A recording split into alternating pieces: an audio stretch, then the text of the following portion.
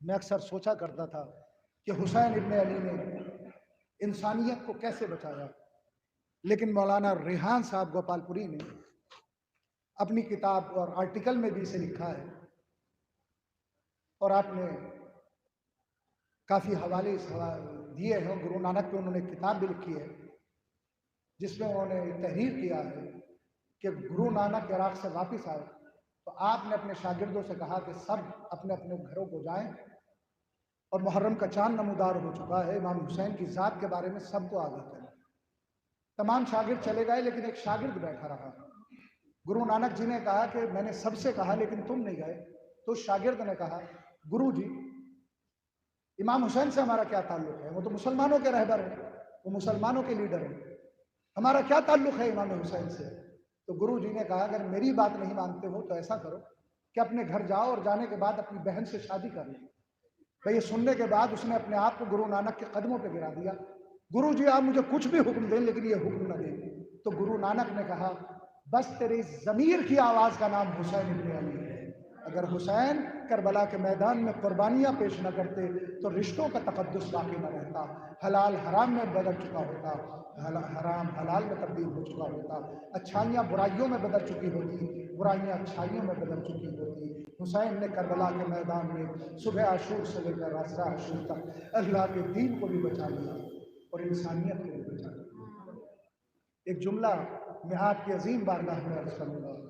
کہ جو پورے دین اور انسانیت کو بچا لے اسے حسین کہتے ہیں، اور جو حسین کے مقصد کو بچا لے اسے زینب کہتے ہیں۔ ایک ماں ہے جو زہرا ہے، جس نے مرثا پڑھا صبت علیہ مسائب، اگر یہ مصیبتیں دنوں پہ پڑ جاتی تو سیاہ راتوں میں تبدیل ہو جاتی۔ میں کہوں گا شہزادی کونین آپ پہ لاکھوں سلام ہو، آپ دربار میں گئی لیکن آپ بے پردہ نہیں گئی، لیکن اللہ اکبر، اے شہزادی آپ مدینے میں رہی لیکن آپ نے کسی جوان کا جنازہ نہیں دیکھا۔ محسن کی شہادت بڑی عظیم شہادت ہے شہزادی، ہم جناب محسن کی شہادت کا پرسہ بھی آپ کی خدمت میں پیش کرتے ہیں، لیکن اگر جناب محسن کی شہادت ہوئی ہے تو کربلا کے میدان میں بھی حسین کا ایک ششماہ تیر سے شعبہ کا نشانہ بنا ہے، اور وہ زینب ہے کہ جس نے ہر ایک کے پرسے کو قبول کیا لیکن اون محمد کے پرسے کو قبول نہیں کیا۔ امام حسین کی شہادت ہوئی تو جناب زینب اپنے بھائی پہ تو روتی رہی لیکن اون محمد پر نہیں روئی، شام غریبہ میں جلے ہوئے خیموں کی خاک پر بیٹھی رہی لیکن جناب زینب رات بھر اپنے بھائی کا ماتم کرتی رہی، اون محمد پر نہیں روئی۔ اور جب 11 محرم کی صبح نمودار ہوئی جناب زینب کربلا سے چلی ہیں تو ہر بیوی نے اپنے آپ کو اپنے وارث کے لاشے پہ گرایا، لیکن جناب زینب نے اون محمد کے لاشے پہ اپنے آپ کو نہیں گرایا بلکہ اپنے بھائی حسین کے لاشے پہ گرا دیا۔ ارے تقاضا تو یہ تھا کہ اون محمد کے لاشے پہ اپنے آپ کو گرا دیتی، کہا کہ نہیں، زینب جب تک زندہ رہے گی اپنے بھائی حسین کا ماتم کرتی رہے گی، اون محمد پہ آنسو نہیں بہائے گی۔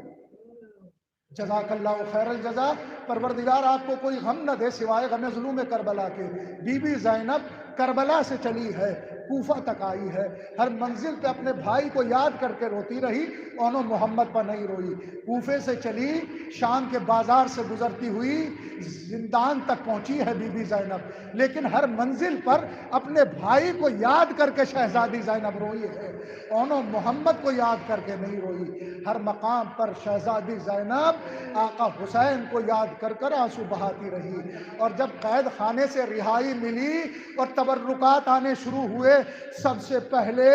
سیدانیوں کی ردائیں آئیں، ہر بیوی نے آگے بڑھ کر ایک ایک ردا کو لیا، لیکن ایک ننھی سی ردا تھی جسے کوئی لینے والا نہ تھا۔ ایک مرتبہ رباب آگے بڑھی، جناب سکینہ کی ردا کو لیا، قبر سکینہ پہ لا کے رکھ دیا۔ اللہ اکبر، جب تمام تبرکات آ چکے نا، آخر میں سرہائے شہداء آئے، سب سے پہلے امام حسین کا سر آیا، جناب زینب نے آگے بڑھ کے لیا، مولا عباس کا سر آیا، عزیزان گرامی جناب ام کلثوم نے لیا، ایک چاند سا سر آیا، یہ علی اکبر کا سر تھا، ارے جناب لیلا نے آگے بڑھ کے لیا، ایک اور 13 سال کے سن کے جوان کا سر آیا، یہ قاسم کا سر تھا، ام فروہ نے آگے بڑھ کے لیا، ایک ننھا سا سر آیا، ارے یہ علی اصغر کا سر تھا، رباب آگے بڑھی، علی اصغر کے سر کو لیا، لیکن ایک تشت میں 2 سر آئے جس کے لینے والا کوئی نہ تھا۔ ایک مرتبہ شام کی عورتوں نے کہا